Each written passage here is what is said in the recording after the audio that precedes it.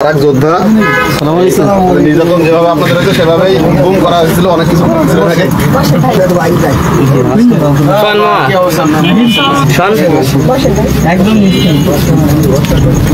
এটা মানে 17টা মামলা, বুঝছেন? 17টা মামলা। এই মামলাগুলো কবে দিচ্ছে? 13 সাল থেকে। এই মামলাগুলো কেন দিচ্ছে? সাবেক মেম্বার ভাই। মানে একটু তারপর মানে কি কারণে দিচ্ছে?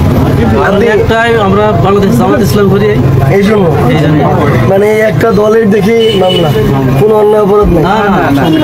মামলা হয়রানি 9 বছর মেম্বার ছিলেন।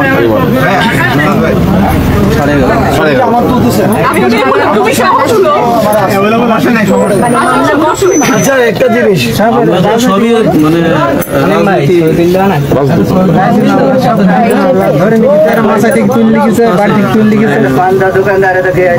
অস্ত্র মামলা এবার সব মিথ্যা মামলা দিয়ে বাড়িতে থাকতে পারছেন না না বাড়িতে 2 বছর তো থাকিনি, 2 বছর বাইরে। তখন ফ্যামিলির যে বাকি মানুষগুলো ছিল তাদের হয়রানি করতো না? এরা তো সবসময় একটা ভাইরালের উপর থাকতো, স্পেশালের উপর তো ভাইরাও আমি হচ্ছে ওই আমি চাচার হচ্ছে কথাটাতে আরেকটু যাইতেছি। তাহলে এখন মানে ভাই ভাই একটু ঠিক আছে আমরা ভাই এটা সেশনটাতে একটু পরে যাই। আমি ওনার একটু কথাটা শুনতে চাই। মানে এখন নতুন দেশে আমাদের আমরা যদি এরকম কারো কেউ একটা ভুল করছে এবং একটা জিনিস ঠিক, এটা যদি আপনাকে আমরা বুঝাইতে পারি তাহলে আপনারা ঠিকটার দিকে যাবেন কিনা? ঠিকঠাক দিকে যেতে হবে। এবার আমার কয়েকটা প্রশ্ন আছে, খারাপ পথে তো যাওয়া যাবে না। কয়েকটা প্রশ্ন আছে। 1 নম্বর প্রশ্ন, এই যে গত বছরের জুলাই আগস্ট মাসে আমাদের যে এত বড় একটা আন্দোলন হইল, তো এখানে মানুষকে খুন করা হয়েছে প্রায় 1,500-এর মতো। আপনার মানে এই যে গুলি চালানোর হুকুমটা কে দিছে কি বলেন তো? সরকার দিছে। তাহলে মনে করেন এমনি যদি এদিকে কোথাও হয় গুলি চালা হোক বা অন্য কিছু দিয়ে মারে, ও তো মার্ডার কেসের আসামি হয়ে যায়, তারপরে প্রমাণ হইলে ফাঁসি হয়। তো এই যে প্রায় 1 থেকে 1,500 মানুষকে খুন করা হইলো, এটার হুকুম দিছে হাসিনা, তো এটার দায়ে ওরও তো এরকম ফাঁসি হওয়া উচিত। দেখেন এই যে ও নাম কি বললাম, সোহান, গুলি যদি ওই দিন একটা সোহানের বুকেও লাগতে পারতো, এবার সে ওপার যাইতে পারতো।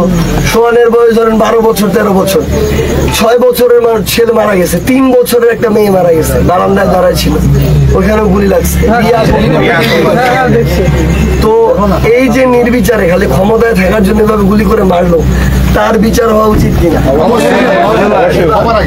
যে লোকটা এরকম খালি ক্ষমতার জন্য এরকম করে মানুষ মারলো, ওই লোকটার বাংলাদেশে রাজনীতি করার অধিকার থাকে? আমাদের জায়গা থেকে আসলে কথাটা কি, আমরা আপনাদের সন্তানের মতো, ভুল হইলে ধরাই দিবেন, সমস্যা নাই, কিন্তু যেটা ভুল ওইটাকে ভুল বলতে হবে। মানে ধরেন আমরা এটা চাই, অনেক লোক আছে না নৌকাকে বর্ধিত ছিল কিনা, কিন্তু কিছু লোকজন আছে ধরেন কোনো খারাপ অপকর্মে ছিল না, এরকম কিছু লোকজন আছে না। তো আমাদের কথা হচ্ছে কি, এই যে একটা ভুল, এটাকে এখনো কিছু লোক আমরা দেখি, আপনারা ফেসবুকে দেখবেন, টিভিতে দেখবেন, টক শোতে দেখবেন, কমেন্টে গেলে দেখবেন, আওয়ামী লীগ সম্ভবত দিবস ঘোষণা করছে